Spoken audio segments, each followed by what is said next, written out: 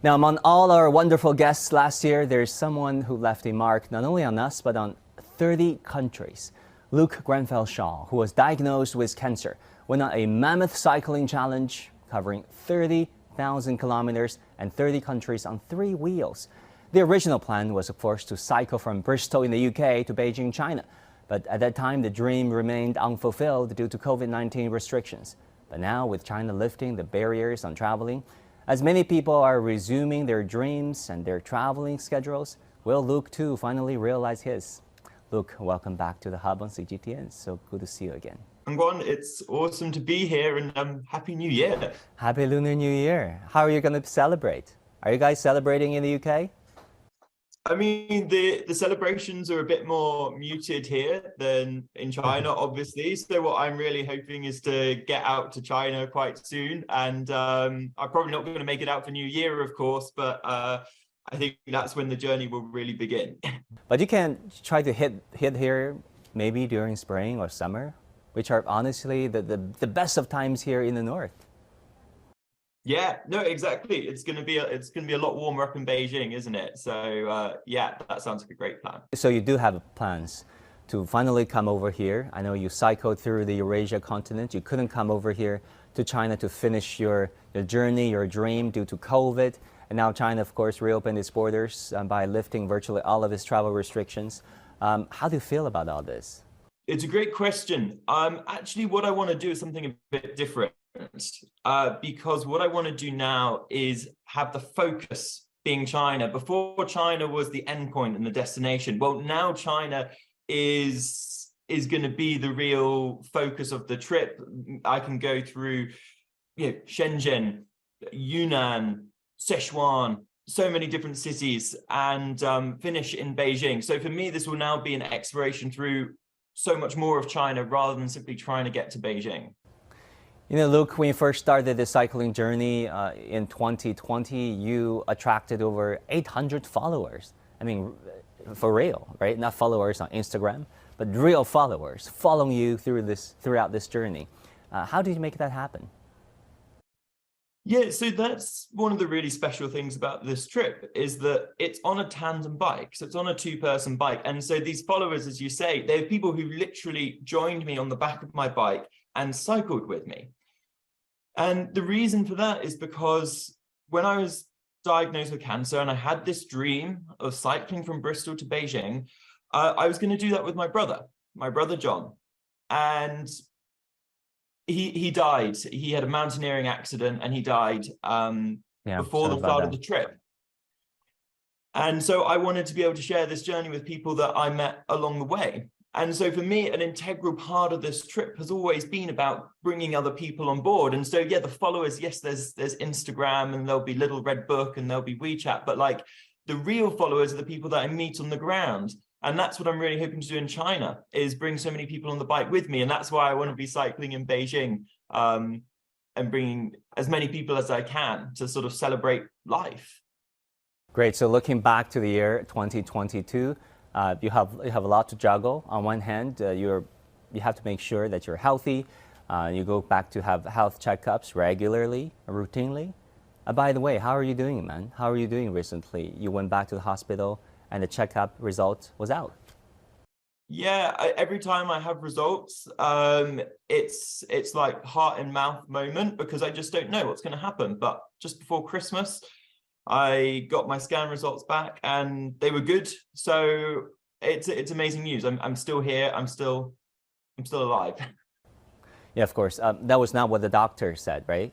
They had much dire predictions for what your health will be capable of doing, but you're just exceeding expectations, I would say. Yeah, massively. So when I was diagnosed, it was stage 4 cancer, but it was a very rare and very aggressive one. And it's basically not the sort that they can treat. Or they don't think chances of treating it successfully are minimal. And so, to be honest, I was diagnosed in June 2018. I don't think anyone expected me to get to Christmas. And even when I got to the start line of the cycle ride in Bristol 2020, my mum told her friends, because my mum's friends were like, Jenny, are you excited to see Luke in Beijing? See him at the end of the trip? And she just thought, like, they don't understand. Like, Luke's not going to get to Beijing because the cancer will kill him first. But you're beating the odds, and you cycle through I'm beating Eurasia, the and now odds. look at you. Look at where you are. The borders are reopened, and chances are you're going to come to Beijing, China to fulfill that dream. Exactly. And I'm not only beating the odds, but I've got a message that I'm so passionate about sharing, of like showing what you can do with cancer and showing that you can help yourself through exercise, through positive thinking, and you can still go and live your dreams. And so what I'm really excited to do when I'm going through China is to partner with local hospitals or local sports organizations, local cycle clubs, and really build something together, because that's what this ride has always been. It's been something built with the people that I've met in every country I've been through, whether that was Uzbekistan or India. I was joined by a 17-year-old guy in India who had never been cycling, and he was a bit overweight. He wasn't a sports person, but he cycled halfway across India with me.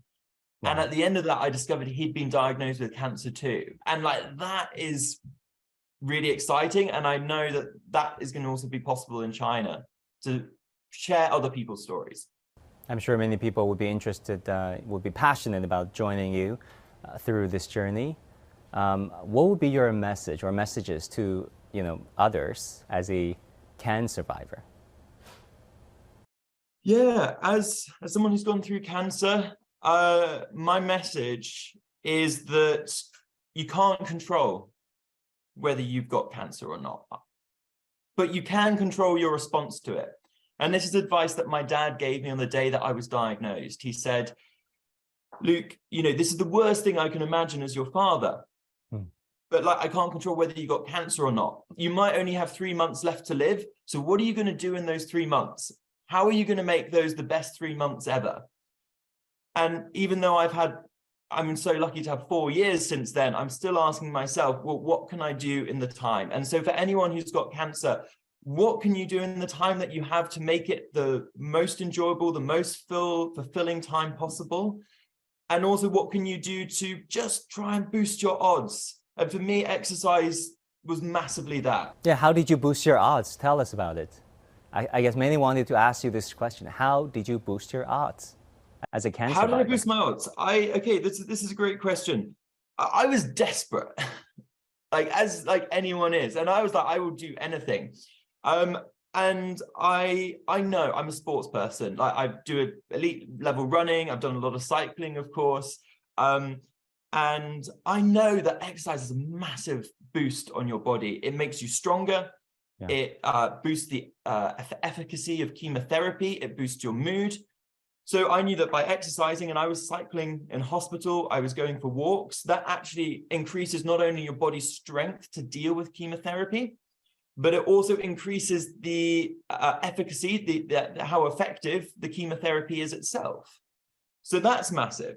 And then the other thing I really focused on was diet, and trying to cut out processed sugar, just junk food in general, lots of vegetables, lots of beans, pulses, tofu. That's why I'm after the stinky tofu. Got to get my tofu fix, even in Beijing. Be careful when you come over here.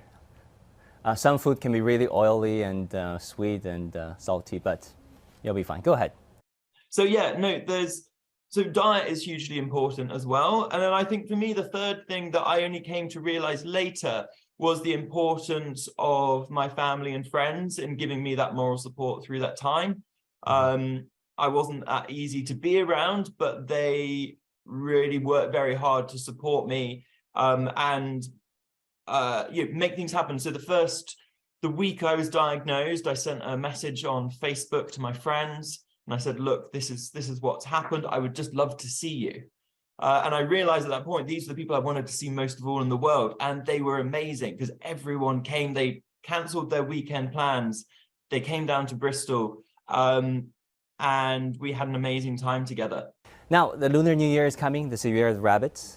If you can see the rabbit I'm holding. The Year of Rabbit, I think people associate the Year of the Rabbit with peace, prosperity, really a peace of mind, that is really really gold, and that can be really, really rare these days in this day and age. What would be your messages to the Chinese audience for the Year of the Rabbit? We're coming up into the year of the rabbit, the new year. It's a time for celebration. It's the Spring Festival. Everyone around China has gone through an incredibly torrid last few years, very, very tough. Now is a chance to be with your family, be with your friends, reconnect. Well, value that time, value those bonds, value that friendship, because that is the most important thing. So that is what I would say to everyone watching in China. Make the most of these coming days in the Spring Festival, and these are the most important people you're ever going to have in your life. Luke Grenfell Shaw, thank you so much. We're sending you lots of love, lots of best wishes, lots of prayers. Keep on whatever you're doing. You're doing great. Hopefully, we'll have you back on our show again, and we'll check back with you regularly. I'm looking forward to it, and maybe next time I'll be in Beijing.